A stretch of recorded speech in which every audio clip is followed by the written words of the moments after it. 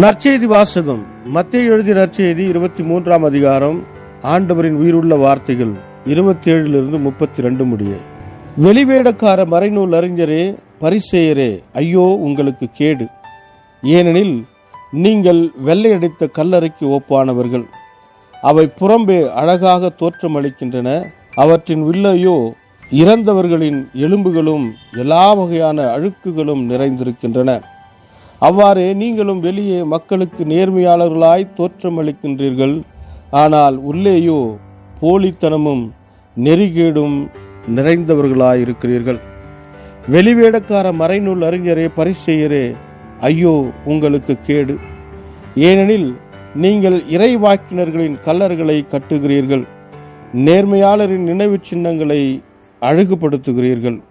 எங்கள் மூதாதையர் காலத்தில் நாங்கள் இருந்தால் இறைவாக்கினர்களின் கொலைக்கு உடந்தையாக இருந்திருக்க மாட்டோம் என்கிறீர்கள். இவ்வாறு நீங்கள் இறைவாக்கினரை கொன்றவர்களின் வழிமரபினர் என்பதற்கு நீங்களே சாட்சிகள். உங்கள் மூதாதையர் செய்த கொடுமையின் அளவுக்கு நீங்களும் செய்து முடியுங்கள். இது இயேசு கிறிஸ்து வழங்கும் நற்செய்தி. கிறிஸ்துவே உமக்கு புகழ். ಮತ್ತಾಯ ಅಧ್ಯಾಯ 23 ವಚನ 27-32 ಧರ್ಮೋಪದೇಶಕರೇ, ಪರಿಸಾಯರೇ, ನಿಮ್ಮ ಗತಿ ಏನು ಹೇಳಲಿ? ನೀವು ಕಪಟಿಗಳು, ನೀವು ಸುಣ್ಣ ಹಚ್ಚಿದ ಸಮಾಧಿಗಳಂತಿದ್ದೀರಿ. ಆ ಸಮಾಧಿಗಳ ಹೊರಭಾಗ ಚಂದವಾಗಿ ಕಾಣುತ್ತದೆ, ಆದರೆ ಒಳಭಾಗ ಸತ್ತವರ ಎಲುಬುಗಳಿಂದಲೂ ಎಲ್ಲ ಬಗೆಯ ಹೊಳಸುಗಳಿಂದಲೂ ತುಂಬಿರುತ್ತದೆ. ನೀವು ಅದೇ ರೀತಿ ಇದ್ದೀರಿ. ನಿಮ್ಮನ್ನು ನೋಡಿದ ಜನರು ನಿಮ್ಮನ್ನು ಒಳ್ಳೆಯವರೆಂದು ಭಾವಿಸಿಕೊಳ್ಳುತ್ತಾರೆ, ಆದರೆ ನಿಮ್ಮ ಅಂತರಂಗವು ಕಪಟದಿಂದಲೂ ದುಷ್ಟತನದಿಂದಲೂ ತುಂಬಿಕೊಂಡಿದೆ. ಧರ್ಮೋಪದೇಶಕರೇ, ಪರಿಸಾಯರೇ, ನಿಮ್ಮ ಗತಿ ಏನು ಹೇಳಲಿ? ನೀವು ಕಪಟಿಗಳು, ನೀವು ಪ್ರವಾದಿಗಳ ಸಮಾಧಿಗಳನ್ನು ಕಟ್ಟುತ್ತೀರಿ, ಒಳ್ಳೆಯವರಾಗಿ ಜೀವಿಸದವರ ಗೋರಿಗಳಿಗೆ ಹೋಗಿ ಗೌರವ ತೋರಿಸುತ್ತೀರಿ.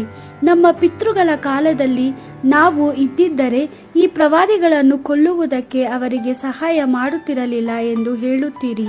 ಆ ಪ್ರವಾದಿಗಳನ್ನು ಕೊಂದವರ ಮಕ್ಕಳು ನೀವೇ ಎಂಬುದಕ್ಕೆ ಇದೇ ಆಧಾರವಾಗಿದೆ.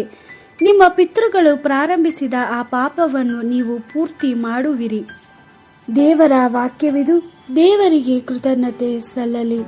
Gospel according to Matthew chapter 23 verse 27-32.